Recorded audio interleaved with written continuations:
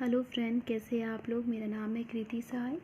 हमने Lucent series शुरू किया था जिसमें हमने फिज़िक्स का फर्स्ट यूनिट पार्ट कंप्लीट किया था। सेकंड हमने मोशन का भी पढ़ा था, हमने लॉज ऑफ मोशन के बारे में।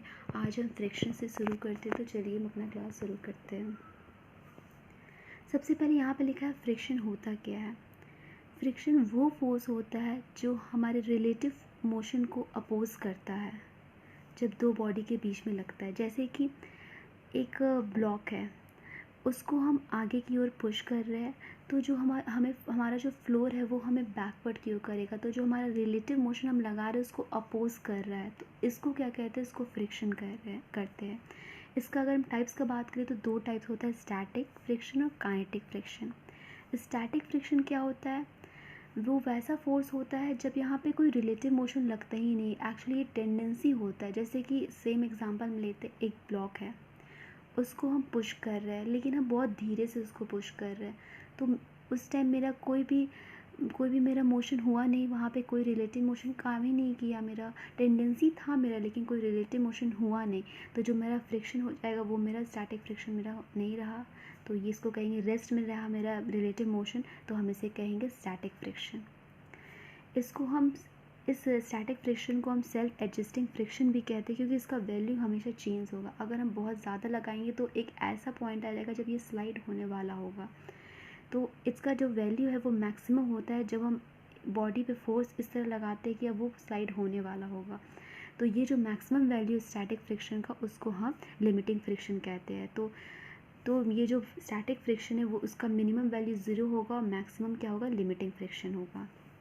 उसके बाद हम काइनेटिक फ्रिक्शन के बारे में बात करें तो अगर हम सेम एग्जांपल लें, तो जैसे वो बॉक्स है, उस पर हम फोर्स लगा और वो पुश कर गया, वो आगे बढ़ गया, इसका मतलब वो मोशन में आ गया, रिलेटिव मोशन हुआ, अपोज किया, वो मैंने जो रिलेटिव मोशन लगाया उसको उसने अपोज किया, तो वो आगे बढ़ा। तो यहाँ पे जो हो गया वो slide over the surface of other body, तो यहाँ पे हो गया काइनेटिक, जिसको हम डायनेमिक भी कहते हैं। जो काइनेटिक फ्रिक्शन है वो जो हमने स्टैटिक फ्रिक्शन में जो लिमिटिंग फ्रिक्शन लगाया तो उससे ये कम होता है। काइनेटिक फ्रिक्शन का बात करें तो इसका जो रिलेटिव स्पीड होता है वो इंडिपेंडेंट होता है, क्योंकि इसका जो हम अगर देखें इसका जो वैल्यू होता है वो हमेशा कांस्टेंट होता है। और काइनेटिक जो फ्रिक्शन है वो हमेशा डिपेंड करता है उसके कॉन्टैक्ट सरफेस पे। अगर रफ ज़्यादा हुआ तो ऑफकोर्स फ्रिक्शन जो है वो ज़्यादा लगेगा, और वैसे ही काइनेटिक फ्रिक्शन जो है वो नॉर्मल रिएक्शन के डायरेक्टली प्रोपोर्शनल होता है। जैसे कि काइनेटिक फ्रिक्शन जो है वो is equal to normal reaction, और ये अगर हम इज़ इक्वल टू उठाएंगे तो म्यू के, जिसे हम कोफिशिएंट ऑफ काइनेटिक एनर्जी कहते हैं, इसका फॉर्मूला भी होता है एफ के इज़ इक्वल टू म्यू के एन, काइनेटिक एनर्जी का फॉर्मूला होता है। तो ये फिर हम जानते हैं रोलिंग फ्रिक्शन, जब हम वैसा काइंड ऑफ फ्रिक्शन जब बॉडी जो है वो रोल कर रहा है दूसरे फर्स्ट सरफेस पे, उसे हम कहते हैं रोलिंग फ्रिक्शन। अब हम बात करेंगे सेंट्रीपिटल क्या होता है फोर्स। सेंट्रीपिटल फोर्स बेसिकली क्या होता है कि जब बॉडी ट्रैवल कर रहा है एक सर्कुलर पाथ पे, तो ये जब सर्कुलर पाथ पे ट्रैवल करेगा तो उसका डायरेक्शन चेंज होगा, और जब डायरेक्शन चेंज होगा तो वेलोसिटी तो चेंज होगा, और फिर उसके अनुसार एक्सेलरेशन भी उसका बदलेगा। और इसमें क्या होता है कि एक्सटर्नल फोर्स बॉडी पे लगता है सेंटर की तरफ, टुवर्ड्स द सेंटर लगता है।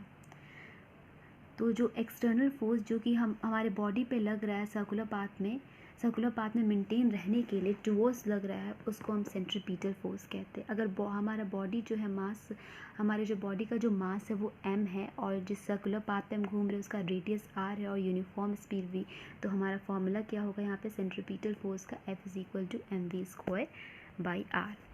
अब यहाँ पे कुछ एग्जाम्पल है, जैसे कि हम एक स्ट्रिंग लिए, उसमें स्टोन लगा है, उसको जब हम घुमाते हैं तो एक्चुअली वो स्ट्रिंग का टेंजेंट से घूमता है, लेकिन इसमें क्या होता है, सेंट्रीपिटल फोर्स में ये कोई न्यू फोर्स नहीं होता है, ये पहले से फोर्स काम कर रहा होता है, वो बाद में चेंज हो जाता है सेंट्रीपिटल फोर्स में। वैसे यहाँ पे एग्जांपल लिखा हो कि जब हम स्ट्रिंग को घुमाते हैं तो उसमें स्ट्रिंग का टेंशन होता है, फिर वो सप्लाई कर दिया जाता है सेंट्रीपिटल फोर्स में। फिर सेकेंड एग्जाम्पल, जैसे प्लैनेट घूमता है सन के चारों ओर, क्यों घूमता है, क्योंकि सन का ग्रेविटेशनल फोर्स होता है, और वो जो बाद में चेंज हो जाता है सेंट्रीपिटल फोर्स का। फिर उसी तरह देखते हैं कि इलेक्ट्रॉन न्यूक्लियस के चारों ओर घूमता है। इलेक्ट्रॉन क्या होता है, वो नेगेटिव चार्ज होता है, और न्यूक्लियस में प्रोटॉन होता है जो कि पॉजिटिव चार्ज होता है। तो जो इलेक्ट्रॉन है वो प्रोटॉन को न्यूक्लियस को खींचता है किस force of attraction, electrostatic force of attraction. और ये जब चेंज हो जाता है, जब टुवर्ड्स लगता है तो क्या चेंज होता है, सेंट्रीपिटल फोर्स पे। उसी तरह के कुछ एग्जाम्पल है। फिर आते हैं centrifugal force. Centrifugal force actually इसको हम सीडो फोर्स भी कहते हैं। इसमें क्या होता है, ये फोर्स क्या है ना, जो Newton's second law of motion, यहाँ पे सेकेंड लॉ ऑफ मोशन होगा जो F is equal to ma कहा गया है। तो उस पर यह है कि जो फोर्स अप्लाइड है वो क्या है, बॉडी के मास और उसके एक्सेलरेशन जो प्रोड्यूस हुआ है उसके बराबर होता है। उसमें क्या था, जब न्यूटन्स लॉ बताया ना, न्यूटन्स लॉ ने बताया था लेकिन उस टाइम एक्सेलरेशन उन्होंने ज़ीरो रखा था। तब ये इनर्शियल फ्रेम में तो ये बात सिद्ध होता है, लेकिन जब नॉन इनर्शियल फ्रेम रहेगा, जब हमारा एक्सेलरेशन ज़ीरो रहेगा तो फिर ये प्रूव नहीं होगा। तो यहाँ पे जब हमारा बॉडी एक्चुअली ये जो अप्लाई हुआ न्यूटन्स के सेकेंड लॉ में, और इसमें क्या है, कुछ फोर्स हम कंसिडर करते, रियल में ये हुआ नहीं है लेकिन हम which can not be assign to any body, real में ये असाइन नहीं हो लेकिन हम कंसिडर करते हैं, तो इसको हम सीडो फोर्स, और यहाँ इनर्शियल की जगह होगा नॉन इनर्शियल फ्रेम, जब हमारा एक्सेलरेशन ज़ीरो नहीं होगा, नॉट इक्वल टू ज़ीरो होगा। ठीक है, उसके बाद देखते हैं और हमारा वेलोसिटी चेंज होगा। फिर जैसे कि जो सेंट्रीफ्यूगल फोर्स है उसको हम सीडो फोर्स भी कहते हैं। और कभी कभी क्या होता है, सेंट्रीपिटल फोर्स के इक्वल भी होता है, अपोजिट भी होता है। इसका मतलब क्या है, अगर हम बाहर से उस रोटेटिंग पाथ से नहीं देखे, हम बाहर से अगर देख रहे हैं तो फिर हमें लग रहा है कि वो उसके टुवर्ड्स सेंटर घूम रहा है, तो हमें वो सेंट्रीपिटल फोर्स की तरह लगेगा। लेकिन अगर हम उस फ्रेम में जाकर रहेंगे तब हमें लगेगा कि हम बाहर की ओर फेंक रहे हैं, बाहर की ओर जा रहे हैं, तो फिर वो हमारा अपोजिट में हो जाएगा। जिस तरह हम क्रीम सेपरेट करते हैं तो ये सेंट्रीफ्यूगल फोर्स पे काम करता है। सेंट्रीफ्यूगल फोर्स में हमको कंफ्यूज नहीं करना है सेंट्रीपिटल फोर्स के रिएक्शन से, क्योंकि इसमें क्या हो रहा है कि जो फोर्स है एक्शन रिएक्शन का वो डिफरेंट बॉडी पे हो रहा है। उसके बाद हम जानते हैं मोमेंट ऑफ फोर्स क्या होता है। मोमेंट ऑफ फोर्स एक्चुअली ये फोर्स हम यूज़ करते हैं जब बॉडी का रोटेशन करना होता है। यहाँ पे देखते हैं ये जो रोटेशन इफेक्ट होता है फोर्स का बॉडी पे एक्सेस से, इसको हम मोमेंट ऑफ फोर्स कहते हैं। ये जो मोमेंट ऑफ फोर्स इसको हम मेज़र करते हैं कि जब जो फोर्स हमारा लग रहा हो फिर परपेंडिकुलर डिस्टेंस क्या है एक्सेस से लेके, इसको हम मोमेंट ऑफ। अब हम आते हैं सेंटर ऑफ ग्रेविटी क्या है। सेंटर ऑफ ग्रेविटी किसी बॉडी का वो पॉइंट होता है जिसमें उस बॉडी का इंटायर मास जो है वो उस पर डिपेंड कर रहा है। ठीक है, तो जो सेंटर ऑफ ग्रेविटी है बॉडी का, वो अगर हम ओरिएंटेशन उसका चेंज कर देंगे तो उसका सेंटर ऑफ ग्रेविटी नहीं चेंज होगा। जो वेट है बॉडी का वो जो है वो सेंटर ऑफ ग्रेविटी से डाउनवर्ड डायरेक्शन में वो एक्ट करेगा, और वही हमारा बॉडी जो है इक्विलिब्रियम के लिए कि उसको इक्वल मिले तो वो वर्टिकली अपवर्ड करेगा, तो फिर हमें वो इक्विलिब्रियम मिलेगा। अब हम इक्विलिब्रियम के बारे में जानते हैं, ये क्या होता है। अगर हमारे बॉडी पे जितना फोर्स लग रहा है उसका रिजल्टेंट अगर ज़ीरो हो तो वो इक्विलिब्रियम हो जाएगा। सारा मिला के जितना फोर्स है वो सब ज़ीरो हो जाए तो वो इक्विलिब्रियम कहलाएगा। अगर बॉडी इक्विलिब्रियम में है तो या तो हम रेस्ट में होंगे या तो हमारा एक यूनिफॉर्म मोशन होगा। तो यदि अगर हम रेस्ट में होते हैं तो इक्विलिब्रियम को हम स्टैटिक कहते हैं, या हम अदरवाइज हम उसको डायनेमिक कहेंगे। स्टैटिक का भी यहाँ पे कुछ टाइप है, जैसे कि स्टेबल इक्विलिब्रियम क्या होता है। तो अगर हम किसी पोजीशन, कोई चीज़ को अगर हम स्लाइड कर रहे हैं, इक्विलिब्रियम पोजीशन से, और फिर वो बॉडी उसी ओरिजिनल पोजीशन पे आ गया तो वो क्या स्टेबल हो जाएगा। जैसे कोई बॉडी है उसको हम स्लाइड किया और फिर वो वापस से वही पोजीशन पे आ गया तो स्टेबल कहेंगे। अनस्टेबल में वही अपोजिट रहेगा।